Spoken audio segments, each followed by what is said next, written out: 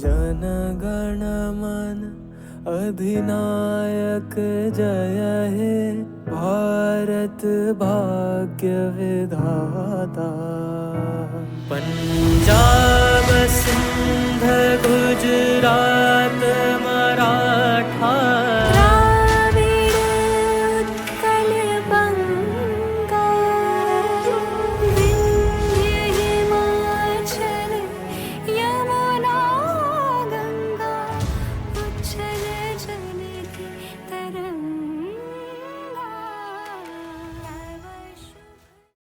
This is Prashant Govind. I will be taking you through the introduction to land law. In introducing land law, the word land has to be defined, and the definition of land is very much pertinent when the concept of land law is taken in consideration. To define land, land is all delineatable area within the earth's surface and also everything above and below it. Land may be private property based on the rights attached to it, and it may be private property or public property which exists to the ground, beneath to the surface, down to the epicenter of the earth core, and to the column of space above the surface. It includes all object on or under the surface of land in its natural state. This above description shall give a clear idea on what land is defined in the law. And let me take you through the second point of the evolution of property rights, which is in consideration in evolution of humans. The evolution of property rights evolved with agrarian revolution in the evolution of humans itself. And in due course, land gradually became the basis of social order. Various concepts of law evolved and property emerged as the civilization, progressed. The maxim, take away land and property will wither away. The noted jurist Bentham obeyed. Till law existed, property could scarcely be said to exist. Property and law were born together and died together.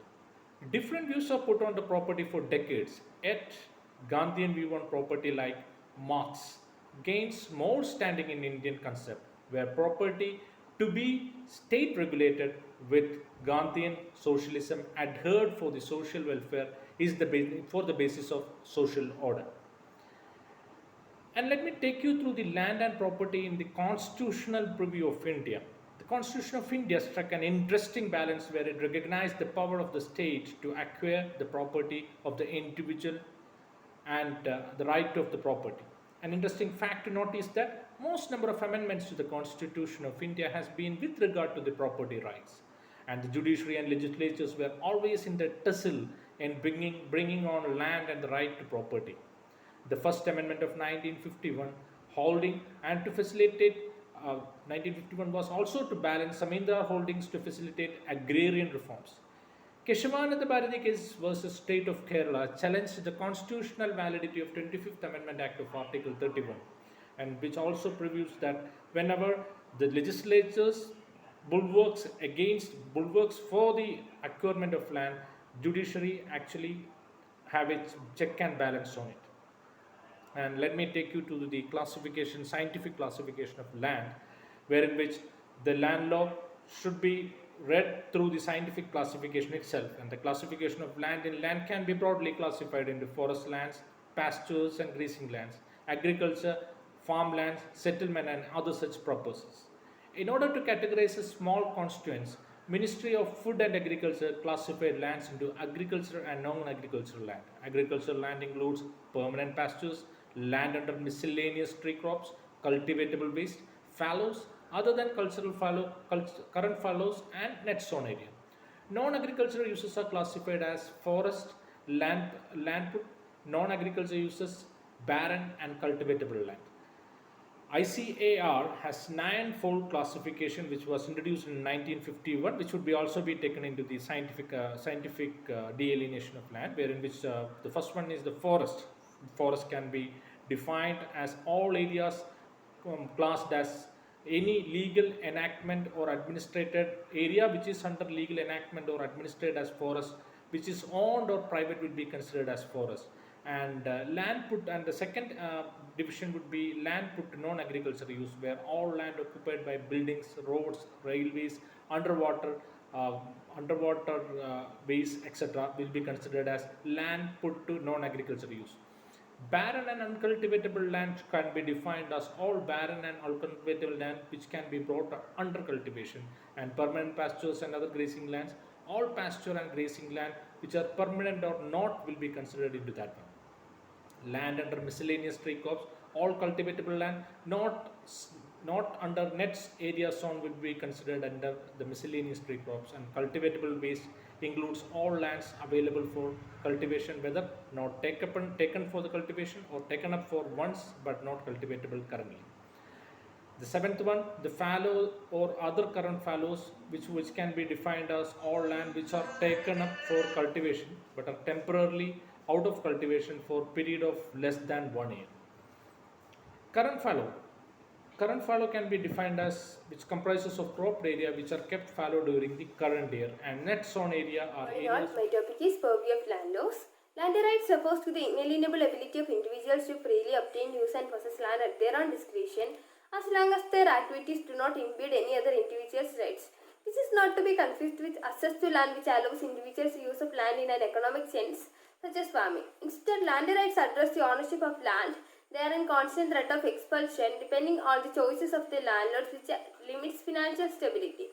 Land rights are an integral part of land laws as they socially enforce groups of individual right to own land in concurrence with the land laws of a nation. Land law addresses the legal mandate set forth by a country in regards to land ownership, while land rights refers to the social acceptance of land ownership. Coming to the historical and the religious perspectives on property in land and limits on property rights. In religious laws, land is not seen as a mere economic asset but is naturally embedded in entire concepts of the world, its origin, the proper conduct of human beings and their salvation. The fact that everything belongs to God is not in conflict with the fact that private ownership of land is permitted and even encouraged for productive purposes. There is another notion that the recognition of private property is necessary for the preservation of the fabric of the society. That is, a society without private property would fall into chaos. Property law is based on a web of relationship within groups and between groups with respect to land. This also entails that land is not fully disposable and the limits of its use depend on the need of the group. From an Islamic point of view, everything was created by God and ownership originally belongs to God. One consequence of this is that property rights are limited and must be enjoyed in a theological rules of Islam. In Jewish law, all of creations belongs to God. Land is central to Jewish legal thought. Land rights are considered as limited and contingent, and an extensive of rules govern the use of land. The lordship of God over all creations implies that wealth is conceived as a gift. Canon law shares with Islamic and Jewish law the idea that all property belongs to God. This also seems to be a necessary consequence of the idea of creation. Private property is sometimes connected to the original sin, causing inequality between men. But the anthropology underlying canon law fully justifies private property as a means to the end of development of human potentiality. According to the cosmological foundations of Hindu law, everything is a manifestation of the divine rather than the creation of a god. Land and more generally property are considered as a means to accomplish ritual duties that are necessary for upholding the cosmic and the social order. Then the constitutional structures for the right to property and land law. It should be highlighted at the outset that the right to property has been the cause of a long period of conflict between the parliament and the judiciary. During this conflict, the judges were accused of class bias because they struck down the legislation intended to expropriate land from landlords with a large holding, paying little or no compensation, and to redistribute the land to tillers while protecting the tenants' right to property. The conflict between the two branches of government could not be on account of different theologies. The champions of land reforms, Prime Minister Nehru, had an even more aristocratic class background compared to that of the judges who struck down legislation. Prime Minister Nehru believed that landlords who had exploited their tenants had extravagantly pompous life and were also competitors of British that deserved to have less protection for their property, whereas the tenants or tillers to whom the state has redistributed the land ought to have their property protected in a greater measure. The Constitution's 44th Amendment was intended to make it difficult to suspend fundamental rights and to impose emergency rule, as was done on grounds of international disturbances in 1980. 1975. But this amendment also removed the right to property from the first list of the fundamental rights. Property is now recognized as a legal right in Article 300A of the Constitution. That is, no person shall be deprived of his property save by authority of law. The Constitution does not lay down any principle followed by law enabling the taking of property. There is no guarantee of compensation at market value or stipulations about reasonable standards. Among the key economic reforms related to the land was the repeal in 1999 of the Urban Land Repeal Act 1976. This act illustrates how professed egalitarian aims can be thwarted and end up achieving the opposite result. No land was acquired and put to any public purpose under this law. No land was acquired and put to any public purpose. It served the interest of the government ministers because they could use the discretionary power vested in them to waive the application of provisions of this law in specific cases. The land became the basis for rent seeking, leading to a shortage in land for sale and the steep increase in land prices, hurting poor people the most because they could not afford the inflated cost of land for housing. There are many laws in India under which the state may acquire private land for public purposes. The most commonly used eminent domain legislation is the Land Acquisition Act of 1894. This has been used for a variety of public purposes such as building roads, bridges, dams, public establishments, institutions, development of urban areas, public schemes, etc. But it also have been misused by governments. There are many reported cases where governments have acquired land ostensibly for a public purpose and transferred that land to private developers to build malls, commercial centers and industrial limits instead of expecting developers to purchase land needed for commercial purposes on the open market. Similarly, large-scale acquisitions have been made on behalf of the companies by invoking the provisions contained in the Part 7 of the Act, Acquisition of Land for Companies. Farmers whose land is generally acquired by the government for such purposes have little knowledge about their constitutional legal rights. Recognizing that such injustices have become rampant, India's parliament, with a rare consensus among the major political parties, passed the Right to Fair Compensation and Transparency in Land Acquisition, Rehabilitation and Resettlement Act 2013. This act intended to safeguard the interests of the indigenous people and stipulates norms for fair compensation, resettlement and rehabilitation of people displaced on account of land acquisition. The government led by Prime Minister Narendra Modi amended the 2013 Act on 31st December 2014 by means of an ordinance. This ordinance creates a special category of projects which are exempt from many requirements for land acquisition that are part of the 2013 Act. These include consent of 80% of the persons affected by acquisition, social impact assessment, review of an expert group, and it removes a bar on acquisition of multi-crop agricultural land for industrial or commercial use. Provisions for return of unutilized land after a period of time have been diluted. Instead of 5 years stipulated in the Act, the ordinance allows retention of land by government for the period specified for the setting up of any project for land which was acquired. Three fundamental problems remain with respect to private rights in land in India. The first one is land records are purely and non-uniformly maintained. Secondly, price reporting is episodic and highly inaccurate. Thirdly, titles over land property are presumptive and never conclusive. This is a weakness that is often exploited by the powerful and land mafias, making every land transaction open to interminable legal disputes. The executive branch has a strong interest in maximizing its power of eminent domain. In the past, the judiciary in India resisted that impulse and sought to protect the right to property as a fundamental right. Then, types of rights over land in India. Leasehold rights. These rights refer to an exclusive interest and the right to possess or hold and use property by a tenant or a lessee as per the lease deed executed between the landlord or the lessor and the tenant for a fixed duration. The next one is freehold rights. These rights over land refer to the absolute title right and interest in the concerned land parcel perfected against the world at large. Therefore, such an estate's owner enjoys complete ownership of perpetuity. The landowner of freehold property can use land for any lawful purpose as per the local regulations and laws. Development rights. These allow real estate developers to make changes to their property subject to the limitations imposed by local law of the state. A certain type of development right is represented by the transferable development right, which can compensate owners by letting them utilize the development potential of their owned land parcel from another land parcel. Mortgage rights. A charge or mortgage re-establishes an interest on behalf of the mortgage or the lender on the concerned immovable property with the aim of securing the following. That is existing or future debt, performance of an engagement that may lead to monetary liability. Then easement right.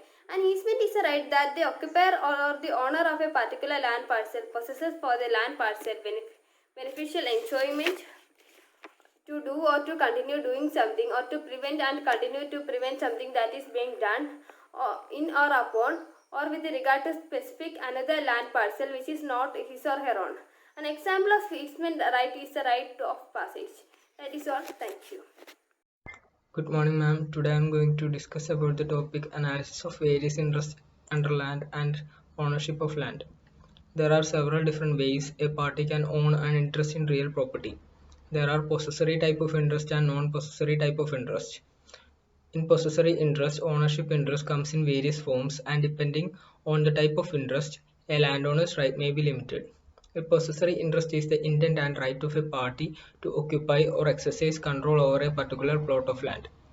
There are three main types of possessory interest, which are fee simple absolute, life estate, and leasehold. A fee simple absolute is an ownership interest that includes all rights in the land. As the name suggests, this type of estate represents about ownership of the land. A fee simple absolute owner may do whatever he or she chooses with the land. The owner can use the land, destroy the land, give the land to someone else, and take items from the land. The landowner is limited only by zoning and building codes or other governmental restrictions. The landowners can deed or will the entire fee simple estate to another person. This means that if the landowner dies without a will, the fee simple absolute ownership will automatically pass to the legal heirs. Sometimes this interest is not absolute. There are times when a fee simple interest is granted, but the interest comes in with certain conditions. It is an ownership interest that automatically ends when a specified event occurs. For example, if a person grants his farm to a local agriculture college, his deed says that he grants his land to the university as long as it is used for educational purposes. This means that if the university stops using land for educational purposes, the grant automatically ceases and he owns the land again. Or if he is deceased, his legal heirs will own the land. Life estate is a land interest that expires upon the death of a specified person.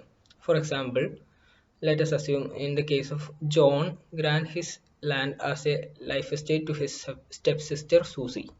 This means that Susie can occupy, possess and enjoy the property during her lifetime, just as if it were a fee simple.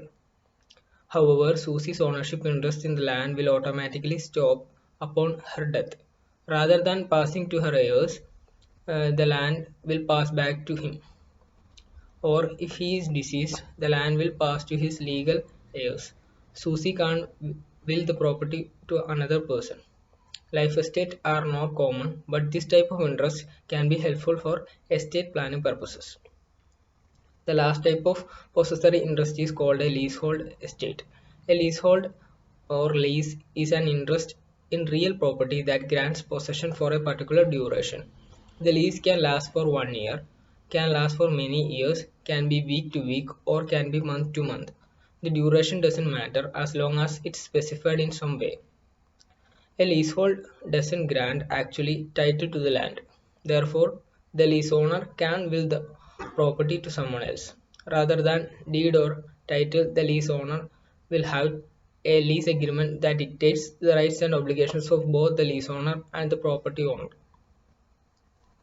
The lease will terminate and the property owner will regain all rights if one or both parties violate a term of lease agreement.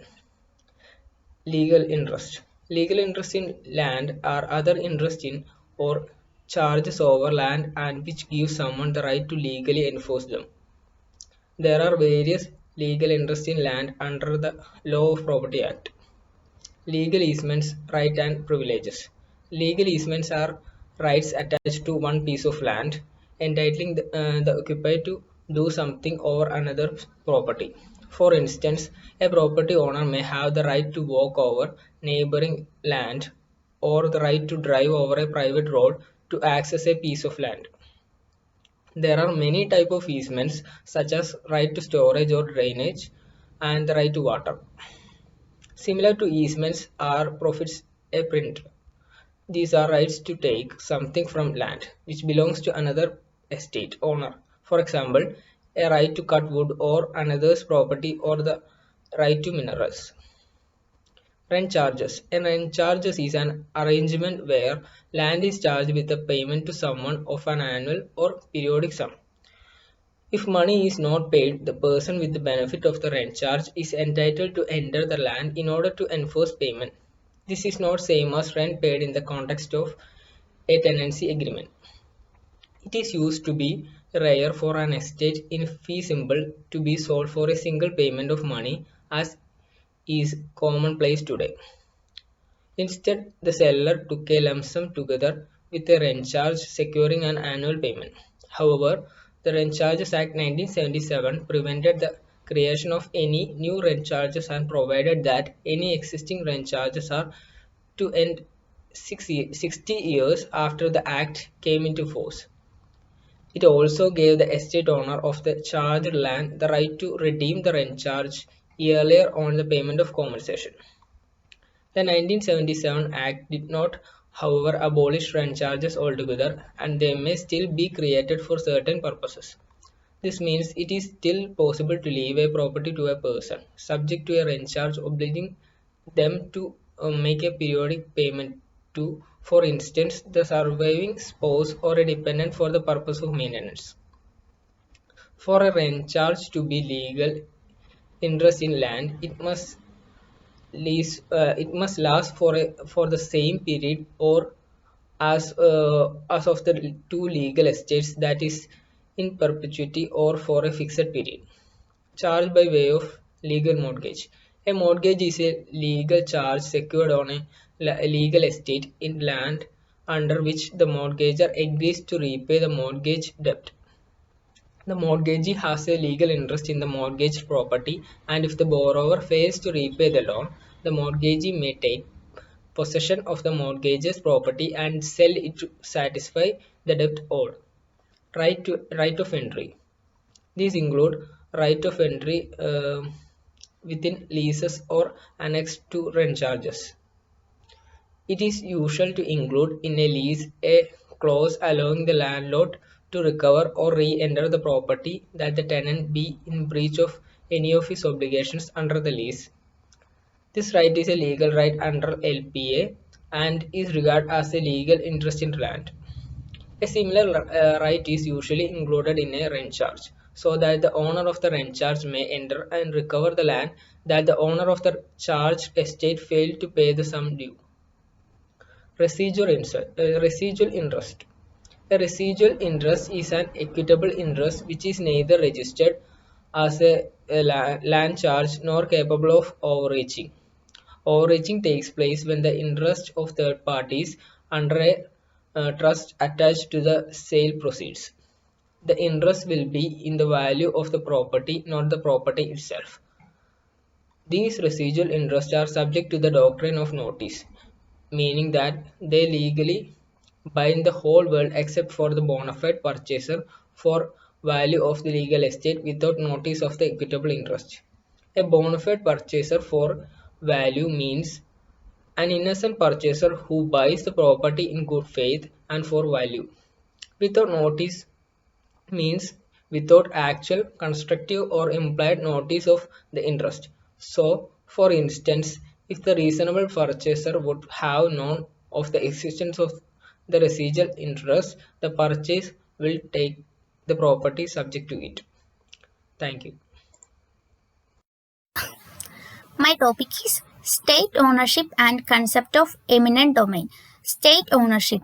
The state as the party of ownership relation concerning land and other natural resources have a certain specificity. Civil laws are repeatedly noted the dualism of its nature and the fact that the state simultaneously plays the role of regulators of relations concerning all land under its jurisdictions, as well as the owner of land plot and enter into specific legal relations, making legally significant decisions on property object as an economic entity.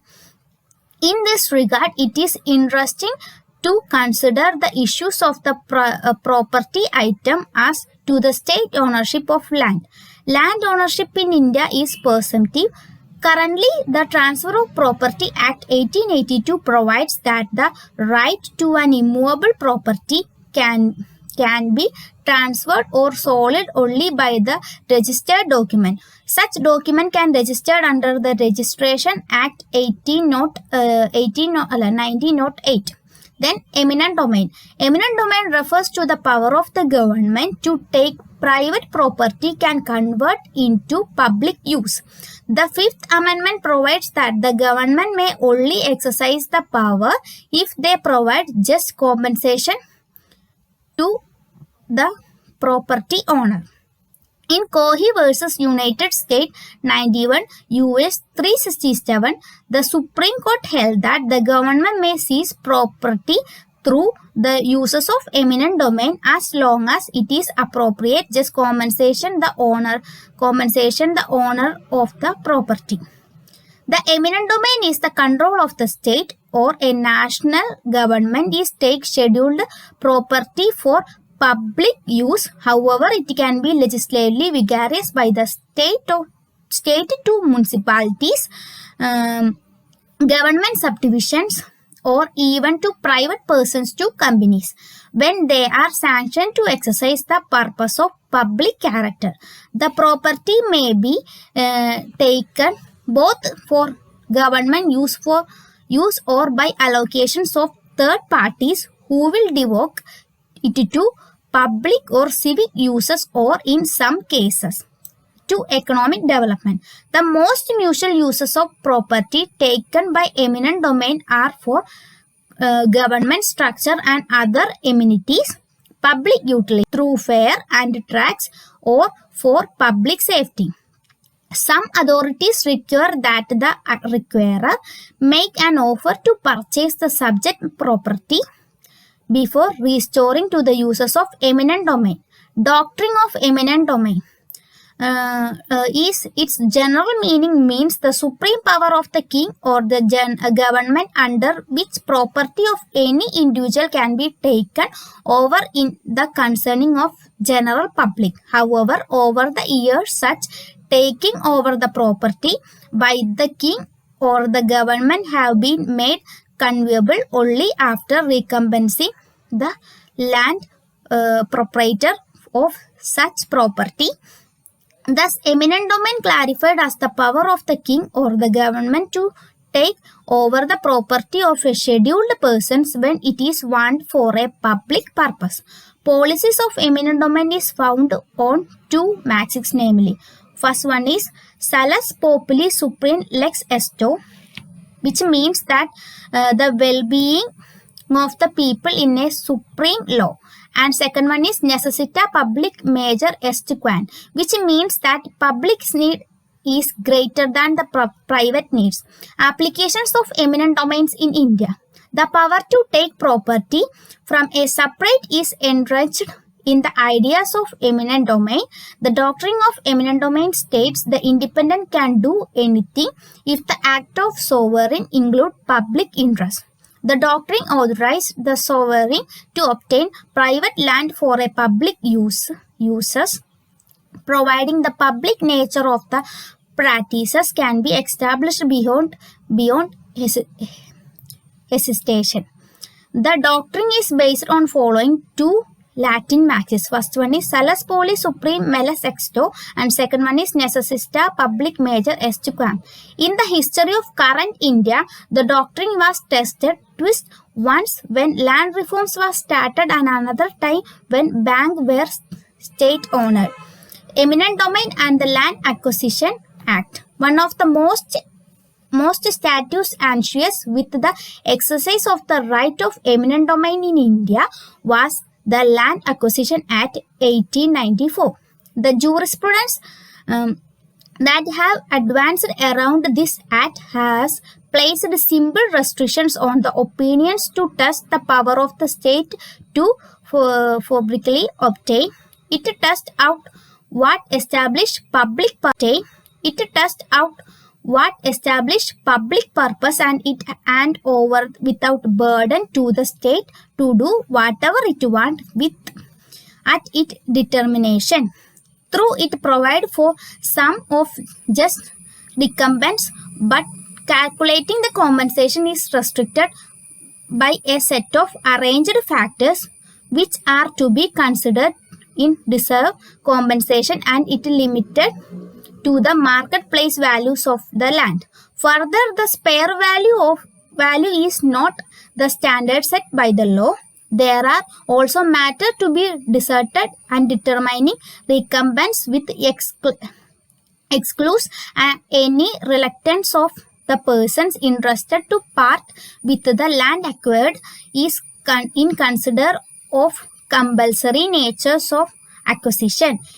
It further provided the 30% of the calculated market value is to be paid in the nature of solution, that in sum and material is a right of the persons against compulsory acquisitions of land. Thank you. Good morning, ma'am, and my dear friends. Today we are going to see an important topic, that is constitution provisions regarding to the concept of land. And at the time of independence, our country wanted an egalitarian society where there is a minimum gulf between the haves and the have-nots. The constitution framers had an intention in their mind that the provisions of the constitution has to be interpreted in such a way, and when the legislature tried to attack the same thing with the power of amendment, and there arises multitude of problems. And there were actually two groups amongst the framers of the constitution. That the radicals were they were not of the opinion of giving individual property rights to the individual. They held that the property has to be vested with the state, and the state has to decide what is to be done with the property and how it is to be distributed, and finally it should be distributed very equally. The other group argued that there should be individual interest, and in individual interest individual should have a right to acquire, hold and dispose of the property, and that should be kept as a fundamental right. And in the words of Nehru, every individual has got a right to acquire, hold and dispose of property, and the state should not unnecessarily interfere in the individual rights of the individual in the name of public purposes. What Nehru said didn't mean that the individuals must not be given compensation, but at the time of acquiring property, but that amount of compensation has to be fixed by a legislation that will be given to the person from the person from whom the property is to be acquired. Then the land that is referred here is not the small pieces of land, but large tracts of land that is in the possession of zamindars and janmis. Now we'll have a quick look at the relevant articles. The first one is Article 19(1)(f). Article 19(1)(f) guarantees a fundamental right to property by ensuring that every citizen has a right to acquire, hold and dispose of the property as they wish without any restrictions, because property right is said to be the most basic right available to every class of person without any discrimination with respect to religion, race, caste and sex. It further provided that if any property has been acquired by the appropriate government for any public purpose, the state the government is under an obligation to pay adequate compensation to the affected person for the loss caused to him. Then another article is Article 19(1)(f). Nothing in the above clause shall prevent the state from making any laws in the interest of general public. By virtue of this article, the state has a power to impose reasonable restrictions on the right conferred to the citizen under Article 19(1)(f) in the interest of general public or in order to protect the rights of the scheduled caste and the scheduled tribe. This was a situation followed till the 44th Amendment of Constitution Amendment Act of 1978, and after this amendment Article 19(1)(f) was omitted, and now right to property is not a fundamental right, it is mere a legal or constitutional right. And in Indian Handicraft Emporium and others versus Union of India and others, the court held that the right to acquire, hold and dispose of property has ceased to be a fundamental right, but in India it continues to be a legal or constitutional legal right or constitutional right, and no person can be deprived of his property save and except by and in accordance with the law. And now we'll have a look at the Article 21. Article 21 says that no person shall be deprived of his right to life and liberty except according to the procedure established by the law. Next article is Article 31 Clause 1. No person shall be deprived of his property save by authority by law. And under Article 19(1) of all citizens have the right to acquire, hold and dispose of property, but with some reasonable restriction that is mentioned in the 19 Clause 5 with respect to the interest of the general public, and therefore it is evident that the state cannot honestly intrude into the private property rights of the people. It can only be done through a legislation according to Article 31 Clause 1. But the situation where the legislation arbitrarily creates a law to acquire individual property rights should also be considered. And the Constitution framers, keeping this situation in mind, incorporated various provisions on how to create legislations. Now we'll have a look at Article 31 Clause 2.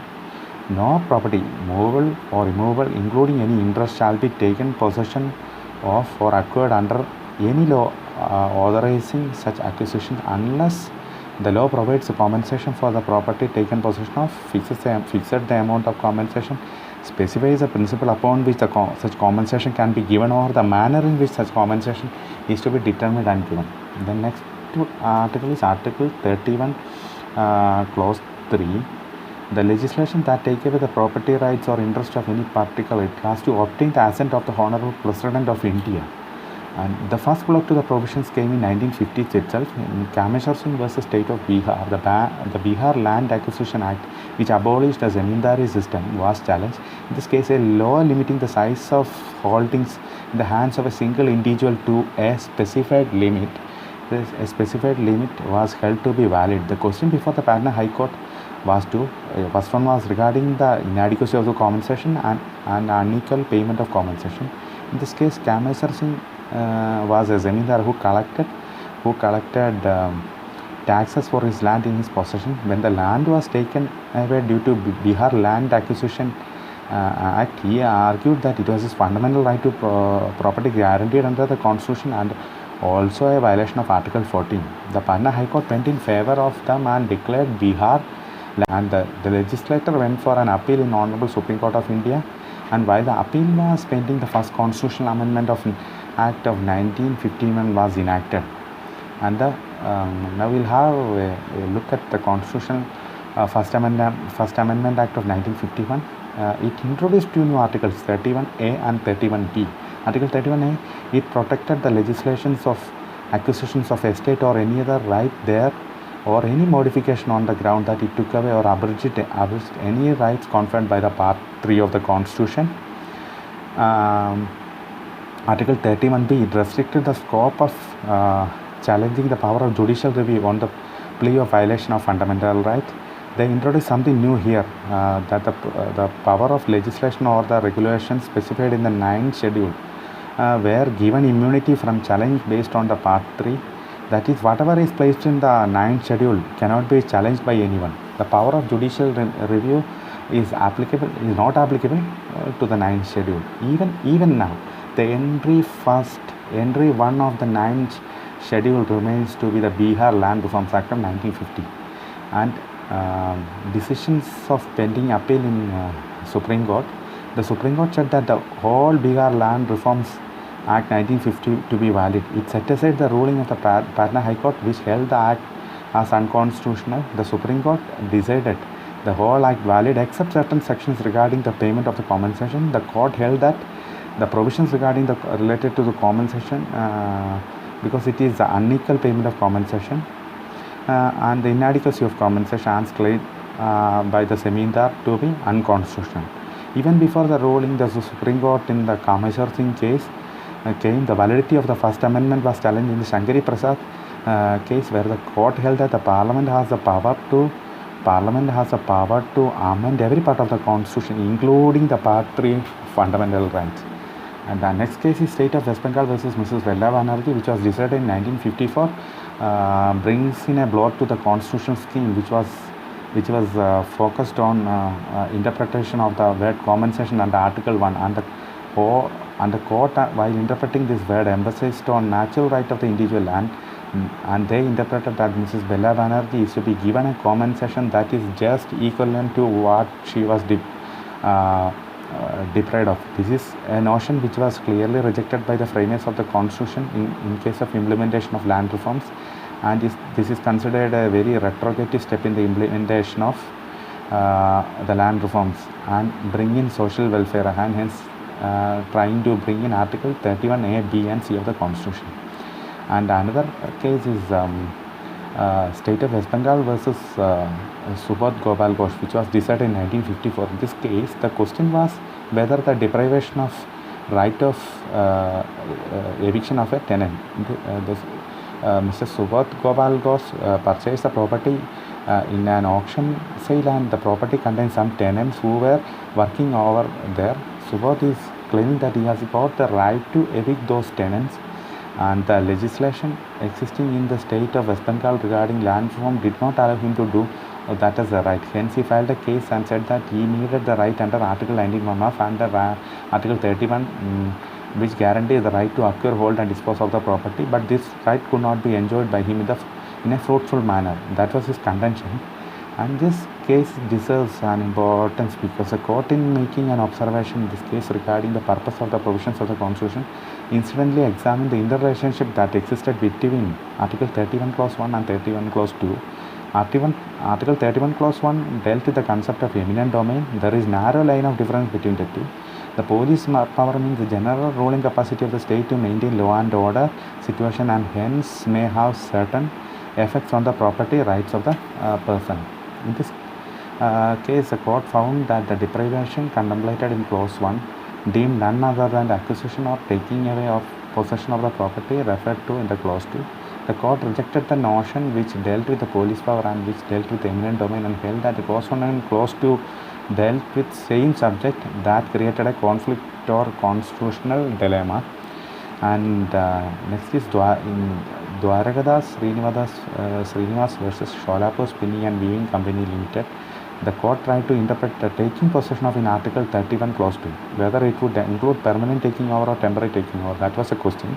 In this case, there were a lot of sick industries during the independence period, and the government wants to revive the companies by taking over its management for a short period of time and making it efficient, and later on, after making it efficient, handing it over to the old management. And the question was whether temporary taking over of a property need the payment of compensation.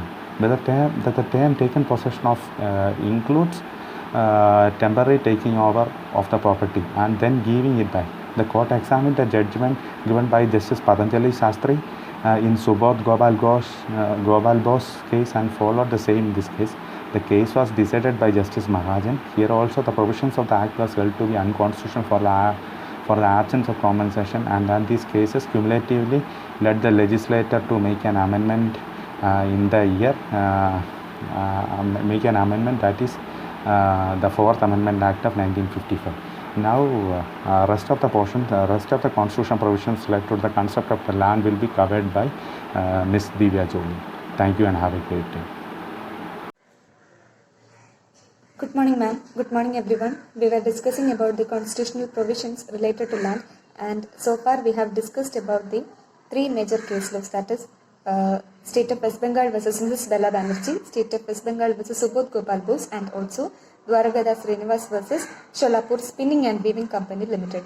These three cases led the Parliament to amend the Constitution, that is, the Constitution 4th Amendment Act of 1955.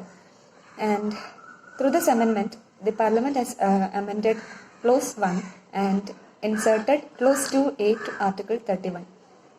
It states that where a law does not provide for the transfer of ownership or right to possession of a property to the state or corporation owned or controlled by the state, and it shall not be deemed to provide for the compulsory acquisition or requisition of the property, and notwithstanding that it deprives of any person of his property.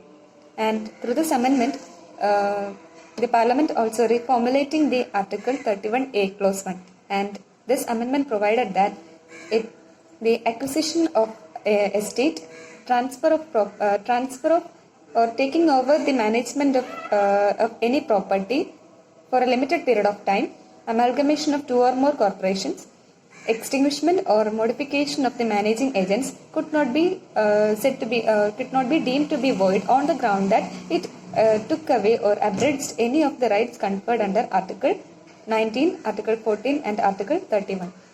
Here, by bringing this Fourth Amendment, the Parliament has reasserted its liberty to fix the compensation, and also the power of the court to determine the adequacy of the compensation was also taken away. Through this amendment, the Parliament is the damage caused by Dwaragadas case was also rectified. By this, the Parliament is reintroducing the socialistic concept of property, which was originally adopted by the Constitution, and while determining the compensation, the legislature is not tied upon the individualistic concept of market value, but they take into account the factors of social welfare and justice to the community.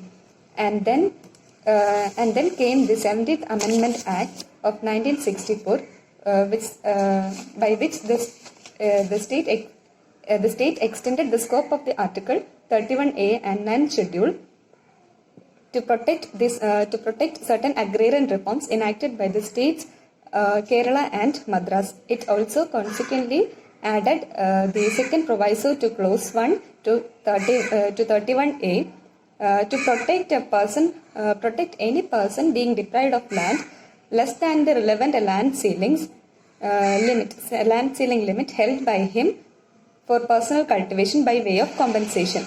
That is, it provided the state to acquire land over and above the prescribed land ceilings in each state at less than the market value compensation. The Supreme Court in Kochini versus State of Madras did not accept the plea of the state that Article 31 Clause 1 after its amendment gave an unrestricted power to the state to take over the property of any person, but the court held that Article 31 Clause 1 and Clause 2 are different fundamental rights, and that the law, the expression law in the Article 31 Clause 1 shall be a valid law subjected to reasonable restrictions in public interest. The Supreme Court in the case of Srimati Sithabai Devi versus State of West Bengal held that Article 31 Clause 2, that is the provision related to acquisition or requisition of the property, was not subjected to Article 19 Clause 5. This dichotomy between the two decisions, that is in the cases of Kochini and Srimati Sithabai Devi, did not bring up any appreciable hardship to the people for a law of acquisition or requisition of the property which strictly complies with the ingredients of Clause 2. Then, the Supreme Court in P. Vajravelu Mudaliar versus Special Deputy Collector, and also in the case of Union of India versus Metal Corporation of India Limited, interpreted the word compensation to mean as spelled out in the case of Mrs. Bella Banerjee case. And here what was rejected by the Parliament was again brought up by the court. It was held that the principles, if the compensation fixed was illusory, or the principles were irrelevant to the matter or the value of property, then the court have the power to interfere with that matter of compensation. That is, the court had extended its scope of judicial review on the basis of adequacy of compensation. Also, in this case, the Justice Subbarao, while deciding this case, observed that the word compensation meant just equivalent and thereby invalidated the act on the ground that it violated Article 14. In Shantilal Mangaldas vs. State of Gujarat, these decisions were overruled. In this case, the court admitted that the difficulty created by the earlier judicial decisions and tried to compensate the same. The court ruled that after the Fourth Amendment, the word compensation does not mean just equivalent, and but it held its judicial power to look up in the matter of compensation if the compensation fixed was illusory or the principle laid down were irrelevant to the determination of compensation. So in this case, the court's interpretation was in tune with the that intention of the Parliament. In 1970, the Supreme Court, in its judgment on R.C. Cooper versus Union of India, popularly known as the bank nationalization case, held that the Constitution guarantees the right to compensation, that is, the equivalent money of the property which is compulsorily acquired. And also in this case, the court examined the relationship between Article 19 Clause 1 Clause F and Article 31 and held that these two articles dealt with the same subject, and these cases led to the 25th Amendment of the Constitution. In 1972, the Constitution 25th Amendment Act was passed specifically to overturn the bank nationalization case ruling. This amendment replaced the word compensation under Article 31 Clause 2 with the word amount and expressly ousted the judicial review of the adequacy of compensation. Nevertheless, in the case of Keshavananda Bharati versus State of Kerala, a majority of the judges of the court emphasized that although the right to property is no longer a part of basic structure of the Constitution, even after the 25th Amendment Act, the court must inquire that whether what is given as compensation is completely arbitrary. So, in the case of State of Karnataka versus Ranganatha Reddy, the court held that after the 25th Amendment, the cases, that is the Vajravelu case and the bank nationalization case, are no longer a valid law, and that the court could not review on the adequacy of compensation. But it reiterated the ruling of the Keshavananda Bharati case that the compensation could not be completely arbitrary or illusory. But the court did not emphasize or clarify the test of illusory compensation, implying that it must be determined by case basis. The Constitution 44th Amendment Act of 1978 abolished Article 19 Clause 1 Clause F and Article 31, and it inserted Article 300A to Chapter 4 of Part 12 of the Constitution, thereby depriving its fundamental rights status. So, the Article 300A provides that no person shall be deprived of his property save by authority of law. Following the 4th Amendment Act, 44th Amendment Act, there is no expressed provision for requiring the state to pay the compensation to the expropriated owner, except as provided in the Article 30 Clause 1A and to the second proviso to the Article 31A Clause 1. 30 Clause 1A provides that the payment of compensation to the property of minority institution is acquired, and the second proviso to Article 31A Clause 1 mandates the payment of market value compensation in the case of acquisition of estates where parcel cultivation is being carried out. This has created an anomalous situation whereby in all other cases of acquisition there is no provision for the constitutional requirement for the state to pay market value compensation. So as explained, There was a long ongoing tussle between the judiciary and the legislature regarding the constitutional provisions of right to property. That is, whenever the judiciary invalidated a law by terming it as unconstitutional, the legislature would conveniently amend the constitution, and this saga went on until the status of the right to property as fundamental rights has degraded to its current status of constitutional right. So let me conclude with our topic. Land remains the substrata of man's activity.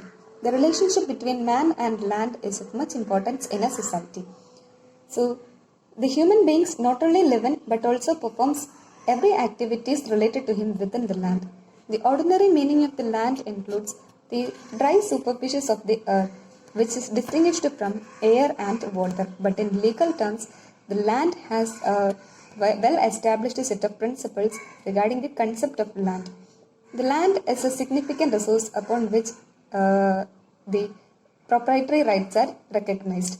Land means the surface of the earth, which includes everything upon the land, upon the surface, above the surface and under the surface. So anything upon the land, so long as it is not removed from the earth, shall be part and parcel of the land. So it can be said that land is a finite resource with distinguished or special qualities and characteristics over which one cannot create, extend or expand it. So in every society, land has a greater importance, and thus it has got a quadrilateral significance which incorporates social, economic, ecological and political importance. Thank you.